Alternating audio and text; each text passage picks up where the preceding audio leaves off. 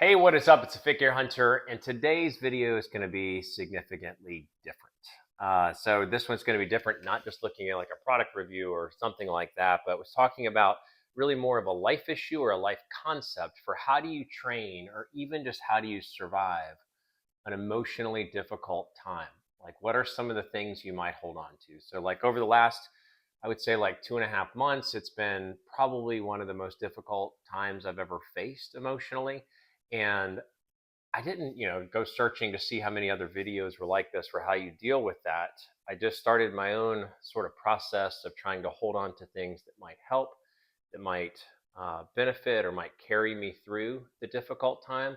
And I just thought how important it might be to start a conversation here like this, or at least share the tips that helped, that's helping, because I'm still mid process, helping me to get through a really difficult time. And it's not just applicable to like, how are you still seeing the gains in the gym, but it's really more of like, how do you survive and how do you use like a positive aspect like training to survive a very difficult time emotionally. So if you like this video, please give it a thumbs up and not just subscribe, but share. I mean, I think that when you're going through a really difficult time, having as many tips and tricks or as many thoughts about what people have done that's worked for them is super important, because like all the information you could possibly need will help, because a lot of times it just feels like ain't nothing gonna help this. This is gonna be terrible, and it's gonna be terrible forever.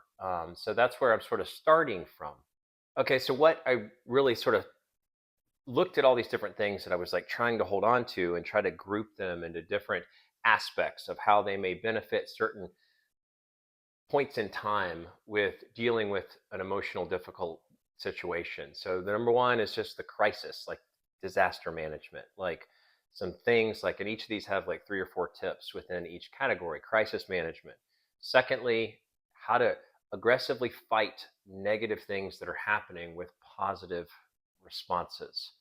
And then third, tips for just how to put up a daily fight, because that's all it is. It's just sort of like, it's partially survival and partially figuring out how you can overcome the difficulty you're facing right now. And I think about like difficulty, I think, it's not like, again, this is not necessarily training related. It's not like you stubbed your toe and you could only run 3 miles instead of the 13 you had planned. It's more significant. I think of like, the loss of a friend or a loved one, like a horrific diagnosis of a disease or a medical condition for a friend or a partner or a child, probably the worst could imagine. Your heart being broken in a more long term or more serious relationship, some sort of like terrible or life altering, life impacting news, severe injury, or like a significant setback. Again, not necessarily related to training, but for you or for a partner or for a child. So those types of emotionally difficult or emotionally troubling, where it lives with you 24/7. It is against you, it is on you, it is in you, it is attacking you 24/7. So, and that's just it with any of these. It's like a suffocating element. It's like something where you feel like I can't catch my breath. Like it, at different points, like I can't breathe. Um, and things that make you feel like this can't be happening. This can't be happening. Where you just feel that over and over. This can't be happening. Um, and again, I've grouped what I've tried to sort of categorize it as those 3 areas. And so it's not comprehensive. I'm not a doctor. I'm not an expert. I'm not a psychologist. I'm not a therapist. And this is not going to be a comprehensive list, but I just thought I've been holding on, as much as I can hold on, and still pushing through and trying to get positive things. So I want to at least use this platform to start a conversation or just to share what's helped for me. Okay, the first thing I would say is just, even on that last comment, nothing really like helps when it's really a tough situation. Like if you have a child that's been diagnosed with something, nothing's taking that away. Or if there was a loss of somebody, nothing's fixing that. So just understand it's okay if it feels omnipotent, like you know it's there. But the first step in crisis management is to get help, and to get help fast, and get help constructively. I just simply boil it down to therapy, and really good friends. So therapy's obvious, but it's not always the easiest. If you haven't been in therapy in the past or are not comfortable with therapy, you don't know what therapy is, you can easily just start asking people around you. Because the good thing is even if friends don't tell you they've gone to therapy, a lot of people have used therapy at different points in their life to overcome different things or to come through different realizations or to get in touch with themselves or overcome, lots of different things. But it's really crucial to have the therapeutic piece because it can help you to process aspects, it can help you to realize things about yourself or about a situation, it can help you with grieving and like formative ways to get through the grieving and the healing and growth that can come from it. So you got to you got to find, like in this, again, we're in crisis management section. You got to get therapist on the table immediately. Um, and then the second is the friends, the therapy and friends. You got to have somebody that you can talk to about all this stuff, and literally somebody you can write them a text and you can say, okay, I know I'm going to sound crazy with what I'm going to text you, but here it is. And that in sending that, they're like, I don't give a crap if you sound crazy. Send me your crazy. I'm looking for the crazy. If you're not, like give it up. And that they're not going to get tired of you communicating along the way. And they're also going to be truthful. They're going to give you hard news. They're going to give you hard, like strong responses so that you can face the truth while exposing your vulnerability or exposing your emotional reaction to the crisis. Um, and so you got to have friends like that. I actually, on the flip side, sort of a contrary point is I don't know that I would share it with everybody. I've tried, like, sometimes when you're going through something, you want to kind of throw up, and you throw up too much, you throw up on the wrong person, and you're just like, I wish I hadn't shared all that. That's a little too much. So you know, find your good tribe, your good source. So the first is get help fast. Second is draw hard lines, like non-negotiable lines in what you won't give in on. And it could be training related, could be work related, could be life related, but just realize crisis is here. Feelings of crisis, emotional crisis is here.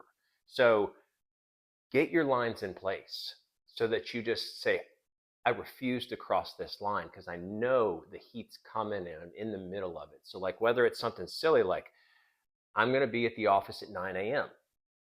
Yeah, I'm going to be at the 6 p.m. gym class every single day, regardless of any excuse. I'm going to go on a 20-minute walk at 8:20 every single morning.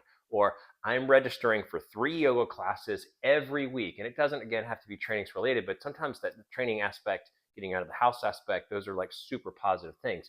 The way I think about it, and this might be morbid, but like, you died. Like, your emotional difficulty feels like it's going to kill you, or it feels like it killed you past tense. But you have to look at it like a phrase that I always held on to was, the dead don't speak. They don't get a mouth. They don't get a voice. And so, like, if you're dead, your depression, your feelings, your anxiety, your sorrow might be saying, I don't want to do this. I don't want to go there. I don't want to get up now. And you just get to say, F you died. I'm not giving you a voice. I've drawn my line in the sand and I'm doing this. And there's nothing that can stop me with that. Like, I can get up at 6 a.m. and go watch the sunrise every day because, like, I'm capable of that. It's not it doesn't have to be related to a feelings thing. And so not giving your feelings a voice, like a hard line, draw the hard lines you won't cross. And then the third thing with crisis management is, I would say, respond with movement, respond with activity to negative things as they sort of swell up. It's like a wave. It's like a you're about to get hit by a big wave. And when the waves come, and you don't always know when they're going to come, if you get a bad test result and bad news, just respond with movement. So like it has felt like a series of waves for me, but it's like a series of realizations. It's like you get a terrible realization, and like 2 weeks ago, I was just like, okay, I'm putting my shoes on. I'm putting my running shoes on. I hate running. And I'm just like going straight out the door, and I just start running. It's sort of like, until like I can exhaust a little bit of that emotional reaction or response, or um, you just don't think. Another day, rough realization came up, and I was just like, that's it. I'm getting in the car. I just went straight, guys, straight in the car, drove to this like special dam spot that I go to, and screamed at the sky. And I just respond with movement. Don't respond by necessarily thinking about it in the immediate moment or having your emotional reaction. Listen, if you're in a crisis situation, your emotions are going to come. You're not going to change that. You're not going to different. It's not like, I need time just to really process. You know, you're going to be forcibly processing this crisis unstoppably. So if it gets really bad or you get really bad news, get the F out of Dodge and go do something else or just get sort of like a positive movement. I don't know how to change the camera that easily, but so I got a punching bag. You can't see it. Maybe if I got out of the way, you could see it. But I got a punching bag because I just thought, you know what? I need something that's like right here. Like right here. Things get tough. I, have a hard time. Then I'm going to just come straight out and punch the punching bag. Sorry, this is like the worst thing to be doing in a video. But that is, that's exactly what I sort of see as like having a reaction, having a positive response to a negative experience. Okay, the second major sort of set of advice is to attack the negatives that are going to come up with positives. So attack the negatives, and I mean this like in every way. The first of which is to destroy the demons.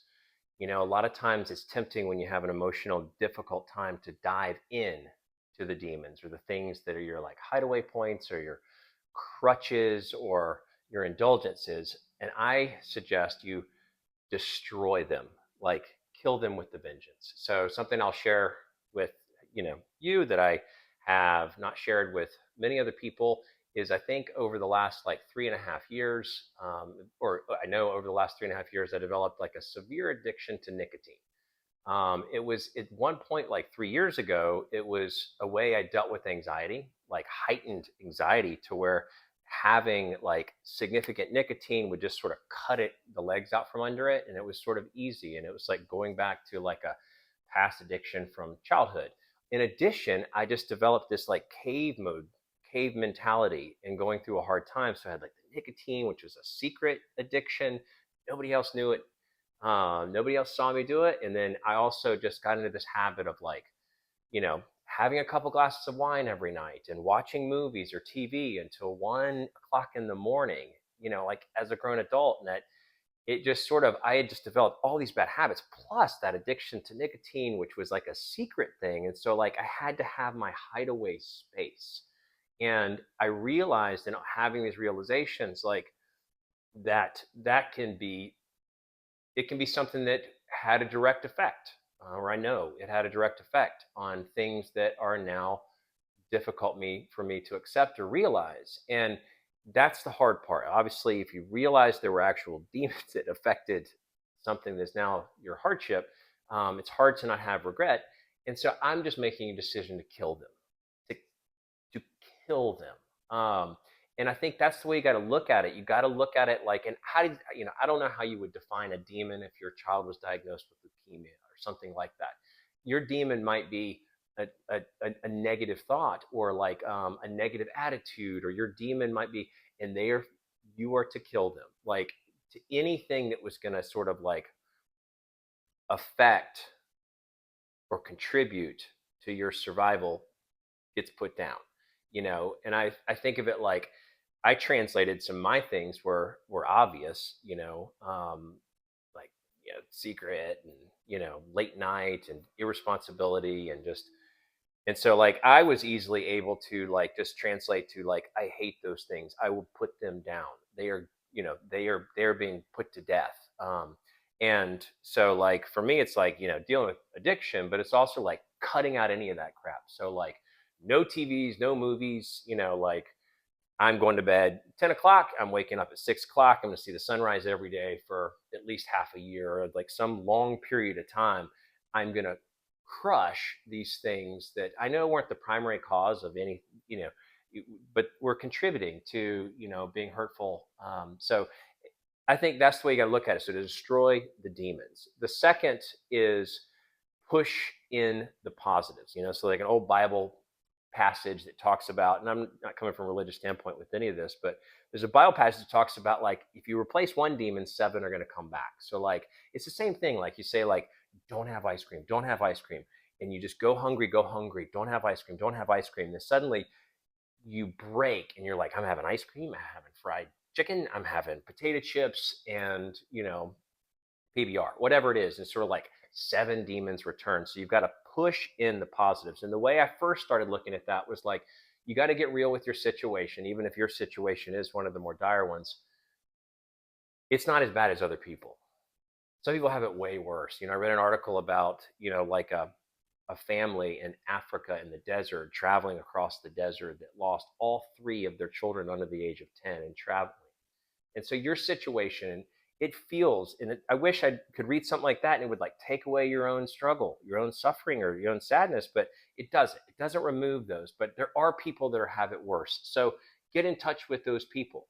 Choose to like take your pain and allow it to be a motivating factor to serving others. If anything, just to kind of like just get put to work. So you're not like thinking about your own struggles. You're just you're put to work, sort of like getting out of the house. Serve, serve, serve. So like for me, I just thought, well, I like signed up for this hospital volunteer program and getting testing and passing online training so that I can work with the Ronald McDonald House, just to work with those who have definitively less fortune or have harder than my current situation. But if anything, I just sort of go back to that same thing. Well, you died, so you're the only you're only good for you can just doing positive things or making a difference in other people's lives. That's your job now, or that's one thing that you should just focus on doing. So push in the positives. And the third thing alongside this is like how you attack these negatives with positives is turn negatives into positives, like negative things that you might be experiencing or feeling through this hard time. So like can't eat, don't have an appetite. Well, that's fine. It's understandable. In emotional crisis, that happens to everybody. Turn it into a positive. So like don't like look back 3 months from now and know that you survived the negative, and then you're just sort of like emaciated and you're like, oh, I didn't know what to do, I couldn't eat. Turn it into something constructive, at least to a degree. So like for me, I was like, I'm going to lose 10 pounds. I'm going to get at least 170 grams of protein a day so that I don't lose muscle mass. And I'm going to force myself to only have like a 500 calorie deficit per day. Like that's my limit. I'm only allowed to have a 500 calorie. So I put like handles on it. So like I'm going to lose 10 pounds and not lose muscle. And I'm going to set these parameters around the primary struggle of like, I'm just not hungry. It just is just hard to, I don't know. It just doesn't, it's just not there. The same thing with like, like a temptation to hide in the dark, to like pull all the blinds, to sheets over the head. For me, I was like, that's kind of my go-to, and like, and now I'm like, nope, that's actually not going to happen. So like this is like, and again, I'll show you like taking a dive, and then I probably won't let to put it back. But these windows, I've been here like a year and a half, a year and a half.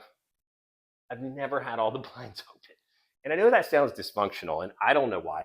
I just like just never put them open, just never. And now it's like, oh no, they are not allowed to be closed. They will remain open for till the dawn of time. Forever. So they're always going to be up. And something like that, where you're like turning a negative into a positive. You're like translating it. So you have a negative feeling, negative desire, something you want to do negative. And the fourth within this particular segment is free to fail. Like you have like a total pass to complete failure, and whatever that means for you, like a total pass to like drop a ball. Like, so I'm in charge of the soccer team, my son's soccer team, and like coordinating with all the parents and getting all this sort of rah kickoff things. And I'm totally behind in what I could be doing or where I was doing last year.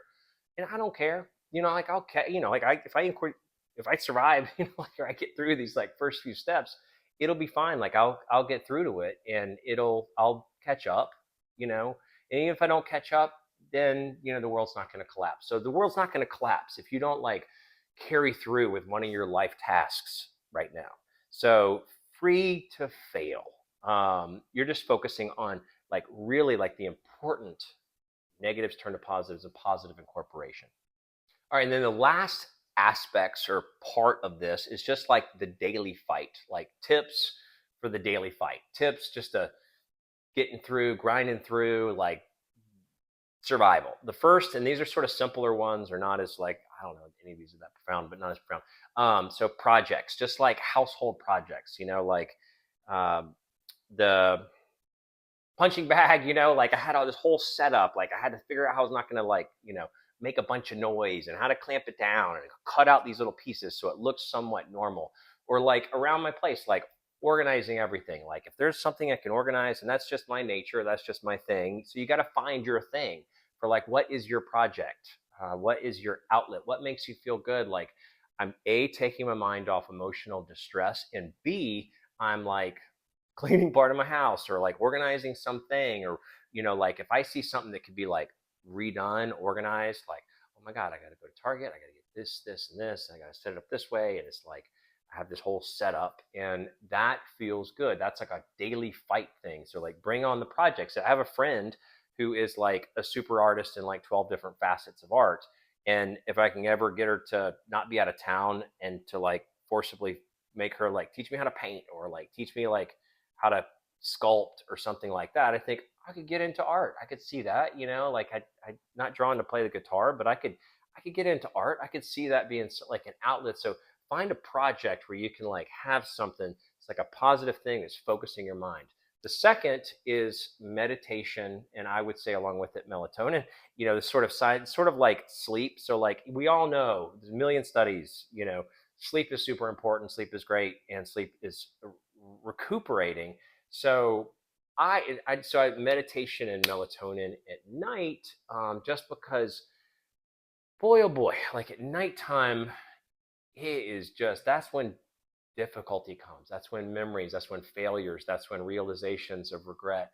All those things come in waves, and it's just really hard to battle those things. And so meditation and then lots of melatonin has helped me to like settle my brain to where I can get it settled to the point. And there's an app called Balance that's free for a year. I'm not selling it. I'm not going to put a link down below. Nothing. It's called Balance.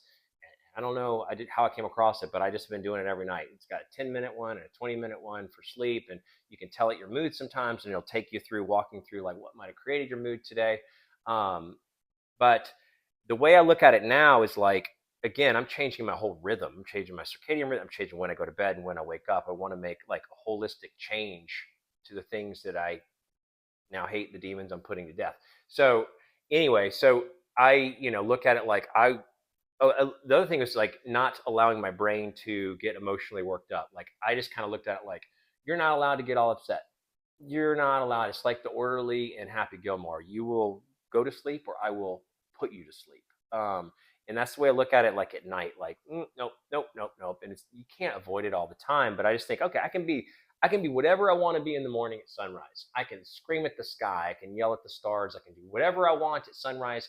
But I'm not allowed to allow my brain, if I can, as much as I control it, to go down those paths right now. So I do my meditation. I take enough melatonin to kill a horse, and eventually, it works. And then I start at sunrise. I can do whatever I want at that point. So meditation, melatonin, and then the third thing is music. Music's kind of a tough one. Again, it's sort of like a mental distraction, and these are minor compared to some of the ones we talked about previously. But you're it sometimes it's like nothing helps. Like none of these things help. Like let's be honest. Like when you're having a hard time, nothing takes it away. It just lives in you. But it's just also what's helping you, like minor, just shave a little bit off. Just shave the edge of the struggle off to get you through one step at a time. And so like happy music can be triggering. Sad music can be triggering. Love songs, memory songs, all those things can be triggering. But at the same time, you just got to like, the way I look at it is you just get through to where you find something that is like hits your mood right now, whether it's listening to the Hamilton play, whether it's just, you know, soft music, whatever it is, just music. Again, it's that distraction element. I bought like 12 Alexas so I can play it anytime. Oh God, I should have said that out loud. So I could play music anytime I want, and that is helpful. All of these things together help you put up a daily fight, almost like a maintenance, shaving off the edges in little ways to be able to move forward. So in summary, that's like those are my things. So the crisis treatments, the turning of a negative to a positive, and then like the sort of daily maintenance things. You kind of, at least the way I look at it, like even turning the negatives, I want to get, I want to survive, you know, and I want to survive, and I want to at the end of the day, be able to look back and feel like I chose positive things to occur. I chose, even if I can't feel positive gratification now because there's a more of an overwhelming emotional feeling, or like that suffocates all. I want to get to the point where at the end of the day, I can take pride in having chosen the path uh, in the survival mode. So I don't know if all these things help. You know, I think, you know, crisis, things like that, that comes in waves. You know, it's like you get setbacks. None of these things fix. So that's the way it's felt like for me. It's sort of like, oh no, you have this like open wound and you're cut. And then it's like, okay, dealing with the cut, dealing with the cut. I think I can handle the cut. Oh no, it's infected. You're like, okay, all right. So dealing with the infection, dealing with the infection. I can handle this. I can get through this. And then it's like, oh no, it's gangrene. It's going to have to be amputated. So it's like in each wave, you might be getting setbacks. It might not be positive things. You might not get through like each little, you know, euphoric to another positive side. But the thing with all of that, whether it's a wound, an infection, a gangrene, and you know, amputation, whatever it is, like in the think of it, just think of it like a regular cut. If you have a regular cut, if you clean it, if you treat it, if you care for it, every second of every day, the cut is healing. The body is recovering.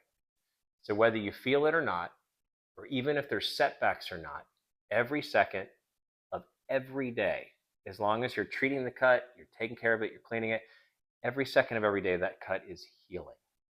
Whether you, again, you don't see it happen overnight. You don't see a tree grow overnight.